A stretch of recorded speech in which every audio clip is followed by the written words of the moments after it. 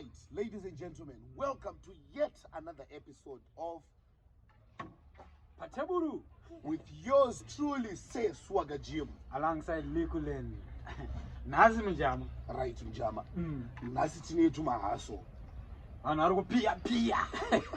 Anaru changa. Right. Malamira Zenia. Right, Jama. When you are going around to my hustle, to what treat. To my hustle, to go. When you are with us in Jama. Mazalo. Munangota angonopinda tona zangonopinda umuka shop ke machaina mjama. Angonoteka kuti ma 2 plates stove matuziya kuti tune ma oven. Aba batokotare oven I think kugenda nyanyo ndikukuziya. Ari kuita sei vana. Unoona munobva ano update status yake kana ma Facebook.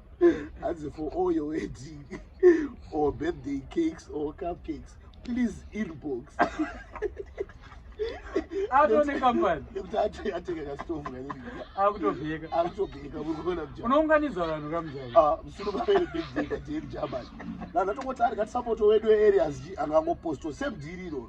Muona. But kufufujuka kwaita shi. Twati chimodo.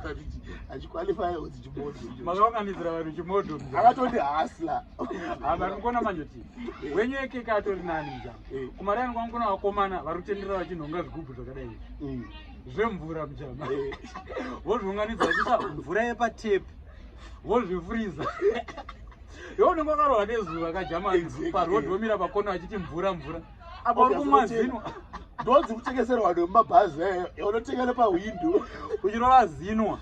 Apa lebo inenge ine zita rine mukurumbira. Vanhu vari kutsvaga mujama. Vanhu ari pakuhasla. Right, tadaro.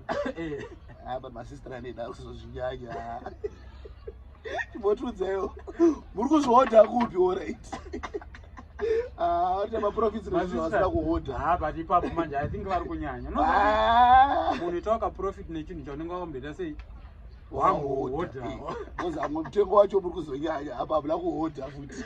Mukona kuti hatisi kuti haso rinorambidzwa, haso harirambidzwa ende kunonzi kutsvaga zviri straight ka ibho. But usati uri kuhasla ka uchiba. Kozi kubira vanhu. Kozi kune rimwe timu raya inozotora achiti pirisire gonzo. Gonzo rinobva ipapo. Ndakatenga piritsi German. Makonzo ekumba kwangu haasi kufa atomamonya. Makatoarapa. Kutoafidha. Ndakatore piritsi rekurapa gonzo German. Ndana ndatonikaenda pajeni gonzo ndorinenge tori padhora akutonibvunza kuti kudei. Kwapa ndaona mune vatenga chibhuku futi. Asi sina zvekuita. Ndatoda taverenge manje makonzo aya mabhuku. Aiwa, but aiwasikire kutsvaga. Ngatingotsvagawo zviri straight waiziya. Handiti. Kana uchida kutengesa piritsi regonzo tengesa original. Handaiziya. Kana uchida kuita mari, uchida profit, ita profit nechinhu chakaita sei? Chaoda because hati kuchema pamutengo apa, especially alright. See you on the next episode. Of Patebo.